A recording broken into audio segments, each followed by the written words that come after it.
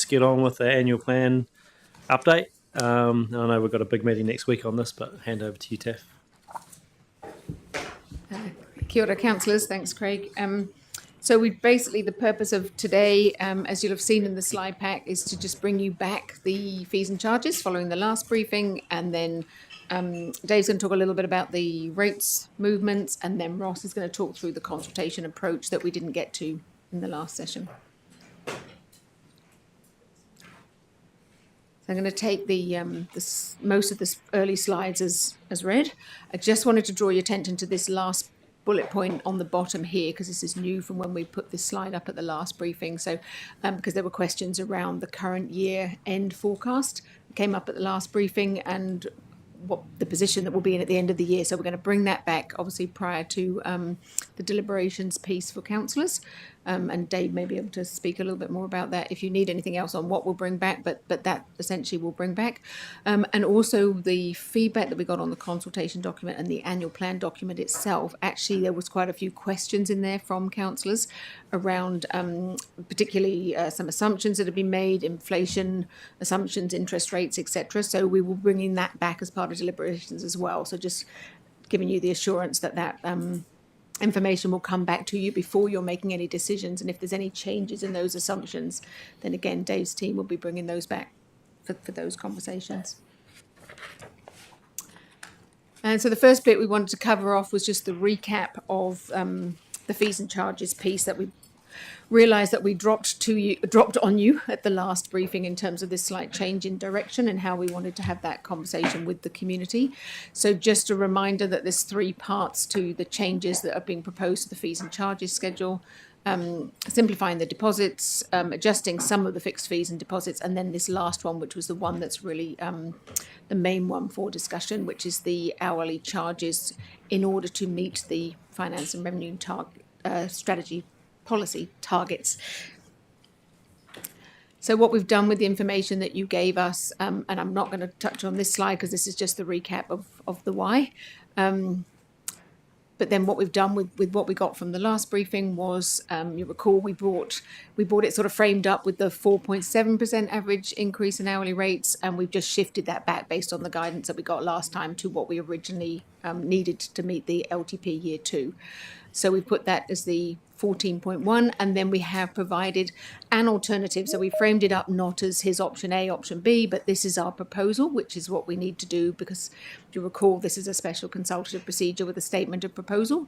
So this is council's proposal, but we have put in an alternative as a bit of an example of what something different could look like if we staged it over time.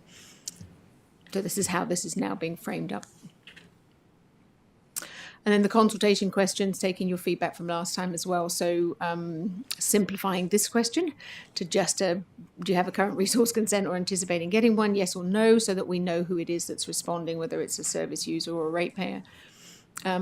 These are the first 2 parts, the simplified consent deposit structure, very little change in there other than taking out the use of initial fixed fee, which obviously caused a bit of confusion or had potential to confuse the community, and that councillors had pointed out we could remove.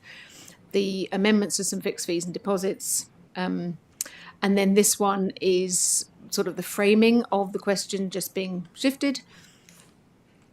And then basically, is it being supported to get to the 66% in one go? And then anything else that people would like to make any comment on anything to do with the fees and charges schedule. So that's not just limited to the 3 points that we're consulting on, but anything, because we'll share the draft of the whole schedule. So any questions on any of that at this time? Claire? Yeah, thanks very much. Thanks for thanks for the slides and the clarity around them. The only thing I have got a question to ask, and I feel a bit guilty because I haven't actually gone back and looked at all our long-term plan briefings, but how did we go about deciding the 66%? How did we go about when we've got a revenue and policy range, then we actually decided some stuff. And I know that at the time Laura sat here and there was lots of toing and froing about potential figures and trying to grab some money back to make reductions. But did we make it obvious in the long-term plan to our constituents or to the Canterbury people that 66 for this year and 74 and suddenly we've reached the top of a thing, so. I don't know how it the figure got reached, and I know Dave won't know that either, but we can certainly come back to you on that. To be honest, Councillor, we did not put 66% in the information. There was a budgeted amount, a dollar amount that we needed to recover. So that target percentage and getting back into the range, I understand, was discussed, and I think it was in one of the briefings when we did discuss that, was that we need to get back within our policy range. But framing it up the way we're framing it up now, so overtly, did not happen within the long-term plan, is my understanding. So it's a valid point in terms of how we're now wanting to frame this up. Supplementary, if I may. I think it's actually important to be thinking about how we actually provide that information to people, because it's certainly a surprise to me. But I do know that we here as a council sat here and there was lots of toing and froing around that figure. But yeah, to then arbitrarily say that this is what it's going to be when we've actually got a range. I think that we do need to have that decision at some stage in the future. And the decision was made as part of the adoption of the LTP, what the budget was going to be. So the dollar figure was agreed by council as part of the LTP, specifically stating what the percentage would be. I apologise, but I'm not sure if that was raised in one of the briefings, but it wasn't in the LTP. But we agreed to the dollar amount, which equates to 66%. Yes. Yeah, correct. So I take your point, Claire, but we also did agree to the LTP, and it's in there. It just wasn't explicitly said the percentages. Yeah. I guess it's at every point of these discussions we can actually look at those dollar amounts anyway. So yeah, for sure. Any other questions, Vicky? Well, I suppose on the back of that, one question would be: could we put a question in saying, as a general ratepayer or as a ratepayer, would you like to subsidise consents by a greater or lesser amount? Here's our range. Where would you like it to sit? And then we could work out our hourly rates around that. Just a suggestion. And I think that was the conversation that we brought back to the last briefing in terms of the value of asking that question, because you can probably work out what the answer would be, but also you have consulted on your revenue and financing policy, so you have a range already. When council reviews in the future the policy, you may then have that conversation and you may want feedback from the community at that time around, is that policy setting right? But you do have that policy which is agreed with the community, and that's what year 2 was doing, was returning us into the policy setting. During deliberations, you will obviously then be deciding if you're happy to step straight back into the policy range at 66% or whether you want to make your way there more slowly. So. Good point, Vicky. But I think the way the staff have made this question is actually quite good, because it does a little bit of that, and it's saying we've got a target, we set it on an LTP. To reach that target, we need to do this, and it spells out clearly what's covered by general rates, which is sort of good because people can make that call based on if they're a general ratepayer or not. So yeah, or that everyone's a general ratepayer. Yeah. And just to add as well, there is do you have a current resource consent or anticipate applying for one in the future? So we can pick up on the vested interest aspect of who says what. Anyone else on this one? Grant? Sorry, the previous slide.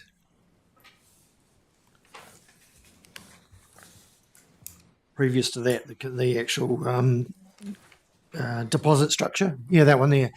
Can you clarify, in terms of people placing a deposit, it talks about, the consultation document talks about there's a deposit and there's a likelihood, or they may actually be charged more than that over time. But there's nothing really that I can see that suggests that there will be a refund on that deposit if the work required is much less. Is a refund going to happen?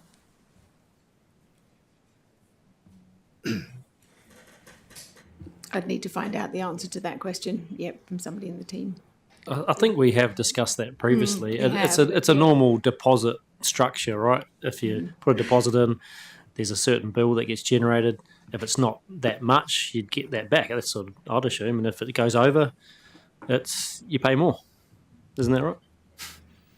Yeah. I did ask that question of Aurora previously, and she said in some circumstances a refund may be appropriate. So really, it's just what I'm suggesting is in the consultation document, make that explicit for people. Otherwise, you'll get a whole lot of people saying no to those fixed deposits. Whereas if they sound reasonable and there's a likelihood of a simple application getting a refund, that gives people a bit of a clue.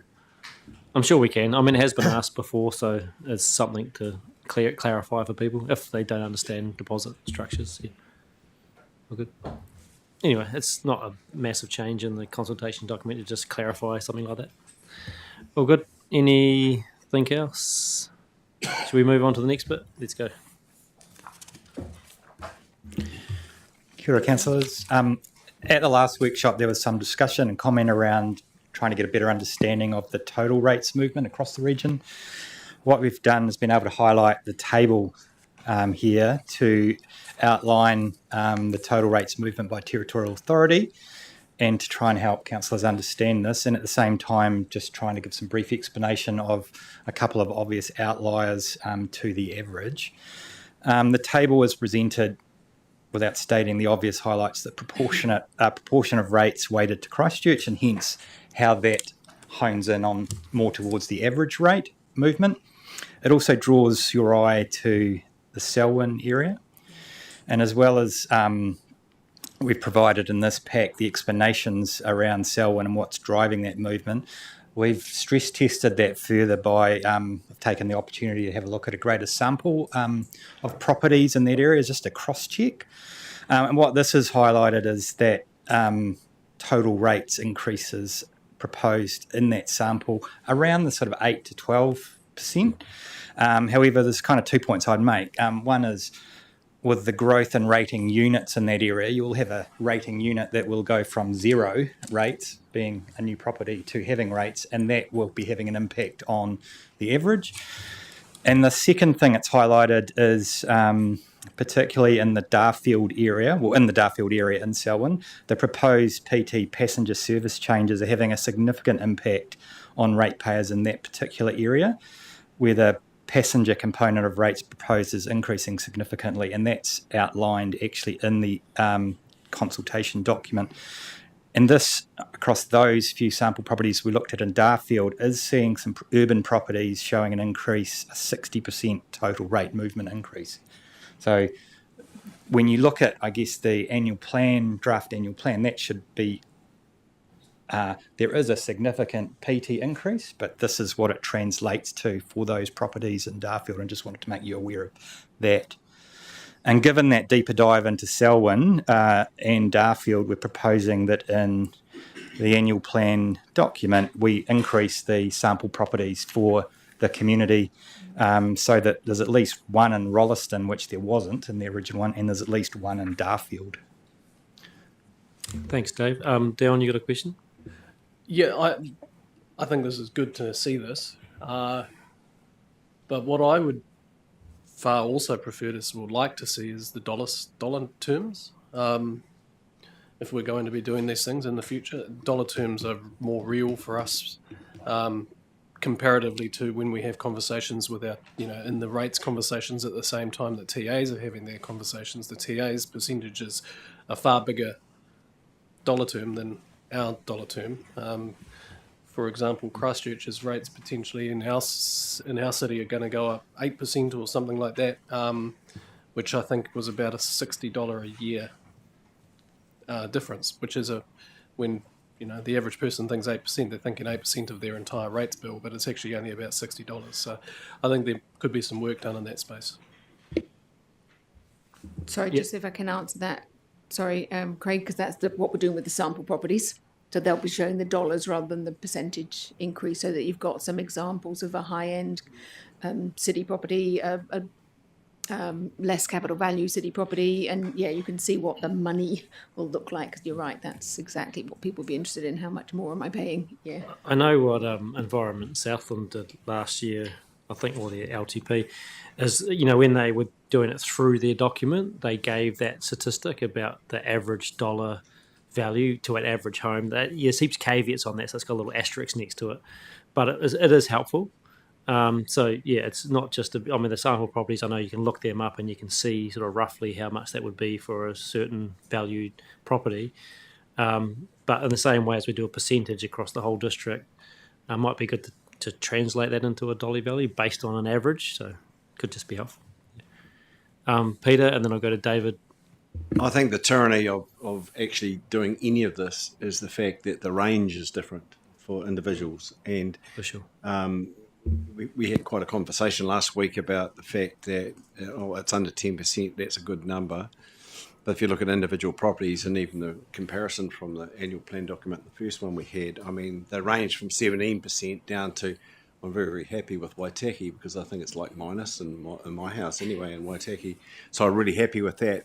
But I'm just wondering where you see a headline that says ECan rate increased 9%, then you look at your rates bill and it's gone up 15% or 16%, or even if it's gone down, it's I think there needs to be a wider visibility. So I'm just wondering whether there needs to be another column that says the range will be. The range is, the range is from here to here, because we tend to get bound up in, in the number at the end of the day and whether we're happy or not happy with it, but individuals get knocked, Got David next, and then I'll come to you, Ian and Claire. That first percentage column, are those figures rounded to the nearest percent? Because for example, I think if you looked at Ashburton and applied the 2024 rates at 7%, it comes out 14.016 million. So it's $17,000 out. So I suspect that the Ashburton percentage might be 6.9%, not 7. Is that valid? It's rounded to the whole percentage here. Yeah. Well, you did some analysis as to the reasons for the shift and so on, but I note that the urban Ashburton has got something like 17% rate rise. What's the reasons for that? I'll have to come back to you on that. I haven't looked extensively at that range, but I will and come back to you. Claire? I just think that given that we've got a sample table and a movement with dollars in the annual plan document itself, I'm not sure that it's helpful to then add it in the consultation document or a need to. And I think then the other thing that it becomes very biased because of the capital value and how we base our rates on capital value. So it can be quite misleading. And just because it's rated on capital value doesn't mean so that people have got the ability to actually pay it or the cash in the bank or can that it's affordable for them. So I think we just need to be very cognizant about if we want to start changing too much, what messaging it could be. So I'm happy with it currently as it is. I'm not keen on some of the figures, but as for what information we provide, I'm happy with it. Thank you, Claire. Anyone else? Shall we move on to the next bit? Grant, what's up? Just a couple of queries on where we're at with the rates that we'd sort of set in terms of the 9.9. What inflation rate had we allowed for in our assessment to arrive at the 9.9%? That's one of the factors we'll come back to you in the next briefing. There's a whole range of questions similar to this that we've got listed from your queries. We'll come back to you in a separate briefing. Okay, I mean, that's good because it's, and whether or not those assessments of an inflation rate, which is now potentially 2.2%, and interest rates are dramatically falling, and there's talk, depending which bank you look at, it could fall to as low as 2.75% by the end of the year or early 2026. and what impact would us would that affect things if we reconsidered those within a fairly fast changing economic climate, and what would that do? Some guidance from staff on that, or at least giving us an option to look at that. I think, as we heard earlier on, that's definitely what we can do through the deliberations, Grant. I mean, at the moment, we have to base it on what we've got, decisions we've made together, to get something out to the community, to get the feedback in. But of course, during deliberations, the most up-to-date information can be brought to us so that we can make those final decisions around where things lie. So I think that's the plan. Yep. Did you have a follow-up? Yeah, no, I suppose I'm just thinking, well, if we know those things are happening now within the last 3 or 4 months, this has all happened, and they're pretty important things. And if we'd been allowing, for example, 5% inflation and it's only 2.2, that has a big impact on where we're going, and the interest rates on debt and all those sort of things, again dropping dramatically. What does that do to all of our figures? Yeah. And I would have thought having that, trying to resolve that before we go out to public consultation would be quite good. But anyway. Yeah. Not everything's possible because there's a process behind the scenes to get all this done, plus we've been away. Yeah. Everyone's been away. But take your point, would be good, but is it possible right now? But I think during deliberations, that's the most important time because our final decision is the one, that counts in the end for how much rate we take from people, or ask from people, sorry. Cool. Any other questions? Let's carry on. Oh, you got a question, David East? Yeah, just querying the Latin. I presume it's Latin on the previous page. What's the significance of that? And yes, good spotting, councillor. Kia ora, councillors. The purpose. That's the new language we're going to go out with, David. Don't you know that? Trust me, we that is not the finished product. That's just placeholder text. The intention of including these is just so you have a sense of what the visual content and how we'll be presenting some of the campaign collateral. So that was the purpose of including that slide. At the time it was developed, we didn't have the final wording of what we would be consulting on and how we would be triggering that interest. So that's why that is. So thanks. Just hoping we're not offending anybody with the words on there, but yeah. Just some trivia around this. Lorem ipsum, and that is actually transferred from the printing age into the digital age as the placeholder text that was used in books. True. Scripts. Nice, thank you. Good bit of general knowledge. Yes, Genevieve. Just a really weird question for clarity. With regards to the fees, that's GST exempt or plus GST? Because I know that as a particular council, we don't pay, you're not taxable for certain things. But for rates and receiving rates, do we add GST? I believe that's the case. It's the income tax side that we have the exemptions, but not GST. Kia ora. So on to this will seem a bit familiar to those of you who recall our conversation around the LTP. So this is a similar process. It's an opportunity for you to continue that conversation with the community and the key relationships that you hold around where we're heading as a council and the mahi that we deliver. It's also an opportunity to reiterate the decisions that were made in the LTP, our work program. So just encourage you to take this opportunity through the awareness campaign that we'll be running throughout the consultation period to have those conversations and bring that information and that knowledge back to the table. Just noting there the second last bullet point, we'll be trying to be very clear and explicit in our promotional material about what decisions have and haven't been made. The decision hasn't been made about a final rates amount. We've got proposals that we're putting to the public, and that's what we're seeking feedback on. So, next step. Well, I guess my question is really, given that there's one set of questions about urban transport, and another question about consent, fixed fees and charges for consents. But where's the consultation? What's the community going to be asked about? So what's the urban Ashburton community going to be asked about when they're facing a 17% rate rise on top of what was, I think, a 25% rate rise last year? What's the conversation? What are we going to ask them?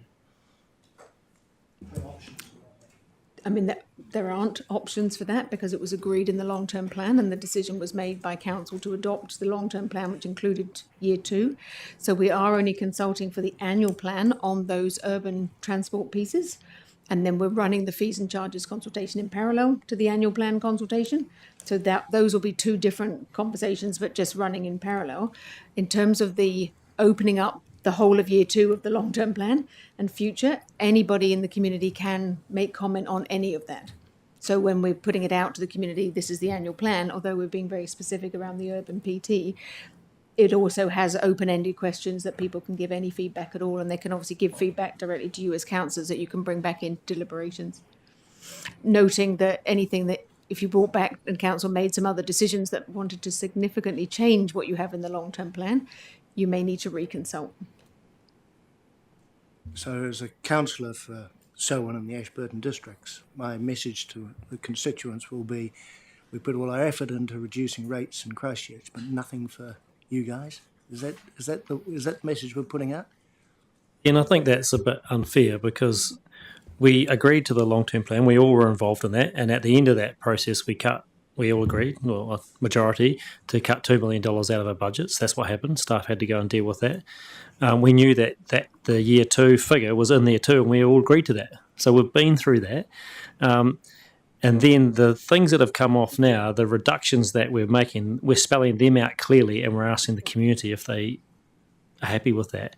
That's what we're doing. We've made reductions on the things we can. The other figures didn't change, and we all have been through this process over the last 3 months to go through that. So I understand your point, and yes, you can tell your ratepayers in Ashburton and Selwyn the key things that you think. So, and they've got a right to tell us back that they think it's too high or whatever. So that's totally up to them. But the specific consultation questions are based on our proposal that we've put forward, and that's the proposal we've put forward. And we've all agreed to that. Yeah, Grant? Just picking up on that in terms of the original year 2 had 15.5%, is that right? We're now down 0.9. I raised the issue at the last AP briefing that we had about consideration for reducing the general rate deficit that was showing up as a negative. I think what the chair is suggesting is that discussion or the information around how that works will come back to us pre-deliberations, that we're not making changes now. Because I had this thought that, well, okay, at the moment I think the debt level, correct me if I'm wrong, is anticipated to be about 10 million short in the general reserves.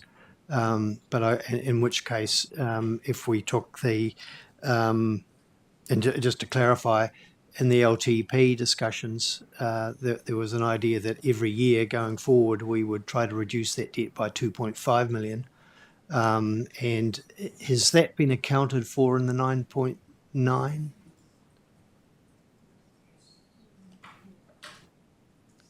Yes. Sorry, and yet just on that is we've captured all of the feedback that you gave into what will come into that briefing that we'll bring forward, so including things like replenishing of the reserves, the use of the reserves, the inflationary assumptions, the interest rate assumptions, all of those things we'll bring back in the same financial briefing. Any others? Let's carry on. Kia ora. I won't labour the point on this slide. Just wanting to note and thank councillors who provided feedback. Just for your information, we received roughly 25 comments in relation to the consultation document. Most of those changes have been implemented, and thank you for your suggestions. They've certainly aided the clarity of the information that we're presenting, so we do appreciate that, and you'll see those in the documents that come for your adoption next week. Just want to want to point out that last note there that, as you will have noticed when you reviewed the document, there are the specific questions we're asking of the community where there's a genuine opportunity to provide feedback and influence your decision. There are some things that are perhaps beyond our control, or where we're reinforcing decisions that you've already made through the LTP or other processes. Those are there because we know there's a level of interest from the community, so they've been included. But otherwise, we're sticking to the topics as agreed. So probably of interest to you is, well, what are we doing to help you with these community conversations? Much like we did with the LTP, we'll be providing you with some material to support you with that conversation, including printed copies of consultation document in the submission form. Yes, we know that for many people, they will engage with our content and provide their feedback online, but when you're heading out to have those community conversations and interacting with people, you may need to, or feel that you're best supported if you have physical documents. And for some people, that's their preference. So, it would be remiss if we didn't consider that as well. We'll also provide you with a template of PowerPoint slides that you can take to present to various groups that you interact with, social media tile, and some draft wording to help promote the conversation that we're having in the campaign, and a list of some of the events that are happening throughout the period of consultation that you might like to attend. Some of those will be staff initiated, primarily driven around raising awareness of the topics and what the opportunity is for the community involvement. Others are perhaps more interactive, where maybe it's appropriate for councillors to attend. And I'm thinking about things like some of the markets. We're thinking about pop-up events around, say, Rolleston, around the park and ride facility there, maybe attending the market so that we capture both the users of the public transport service that we're asking specific questions about, but also those who don't use it currently, because they might have a view on maybe the service uplift and whether that would get them across the line and using the service. So also we're thinking more broadly across the region and thinking about our rural audience, noting that there are events and activities like South Island Agricultural Field Days that coincide with when we're open for consultation. So we'll be looking to have an attendance at that. So there's those kinds of opportunities as well.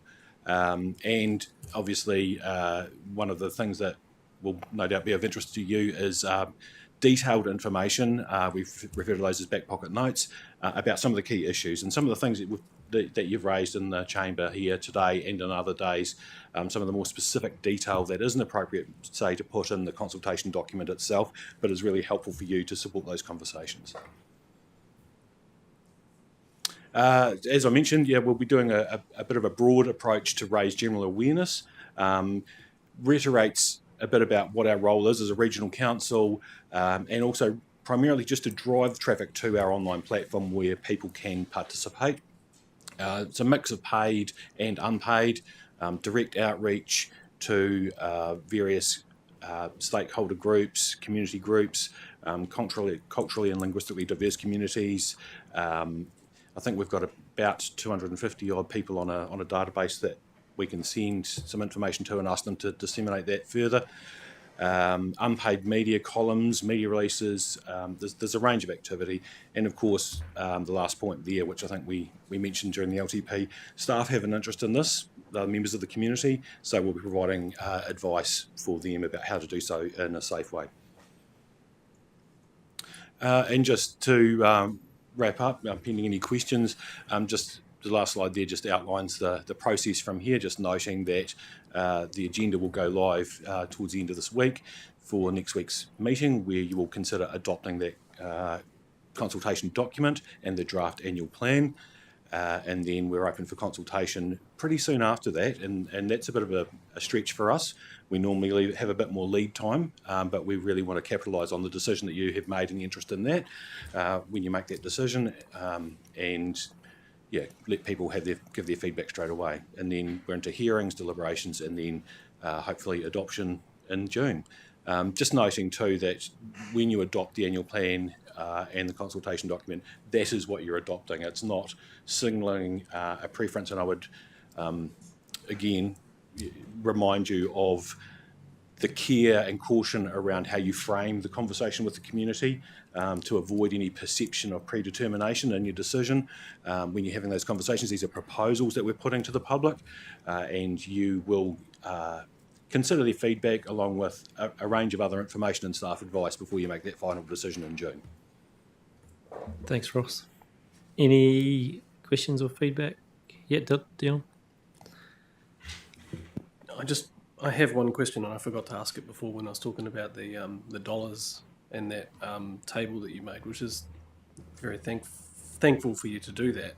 In our consultation document, we have the rates affordability benchmark, which we've set, at 10%, which is our internal thing that we've just said 10%. I don't know whether that's. What am I trying to say? The Selwyn district is 17%.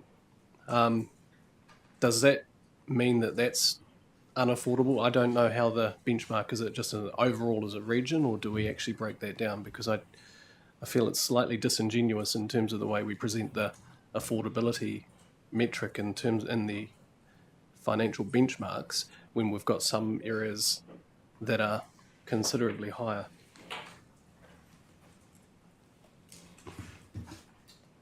So I think just to clarify the information that's provided, that is the total rate take from the district, not the rate increase for an individual property. The way that we currently allocate rates is that we work out the total that Environment Canterbury needs to raise or has agreed to raise from its ratepayers.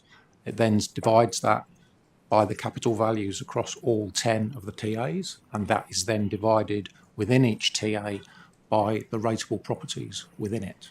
The reason for the large growth on that graph, on that slide for Selwyn, is because compared to the rest of the region, its capital value has significantly increased. So therefore, we will be raising more of our total rates from Selwyn, but not necessarily more from each individual ratepayer. That depends on things like the PT rate, which is contributing to that. So, I have moved to Selwyn into a new property. I wasn't there in a previous analysis. There are so many more houses being built in Selwyn that become rateable that they now represent 17% of our total capital base within the region. That's not how I read that. It's 11% of our total rate base, but the movement is 17%. The movement is 17%. Yeah. Okay. So, but my question is, and I'll go, and it's actually in the consultation document draft. If you go through those scenarios that you've created, those average scenarios, there are half a dozen of those scenarios where the rates dollar increase that the ratepayers will be paying is more than the 10% that we've set as our affordability benchmark. Does that mean that when we look in the in that box, in that little box on the rates, what is it called, the financial benchmarks, that we say that 10% target of affordability has been met because we're at a total rate of 9.9, but does that not reflect poorly or misinterpret or misrepresent those areas where it is actually increasing more than that 10%? So I'm just wanting clarity on that particular matter because it doesn't feel like it's reflecting fair. So the benchmark is set on the average increase in our total rates, and we're currently proposing an increase of 9.9%. So it's the benchmark is the total, and as we've reported and discussed in previous sessions, we have exceeded the benchmark or the target in previous years, which was set at 5% from memory. That number obviously may change depending on our financial performance for the rest of the year, decisions council makes through deliberations, changing interest rates, inflation, and the assumptions we make. And that will, as has already been indicated, will be brought back. We're saying at the moment, based on the assumptions that underpin the long-term plan and the decisions or the decisions that council decided to go out to consultation with, that all other things being equal, if nothing changes, then our total rate will go up by 9.9%. Yeah.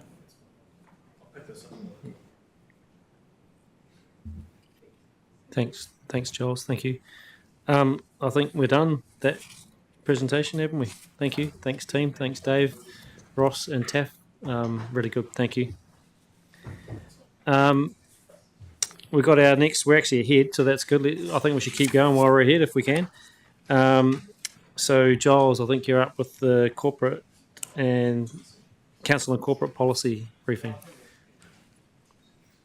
Happy to have like a couple of minutes if you want a couple of minutes. Yep. So we'll just have a couple of minutes while we just get set up for this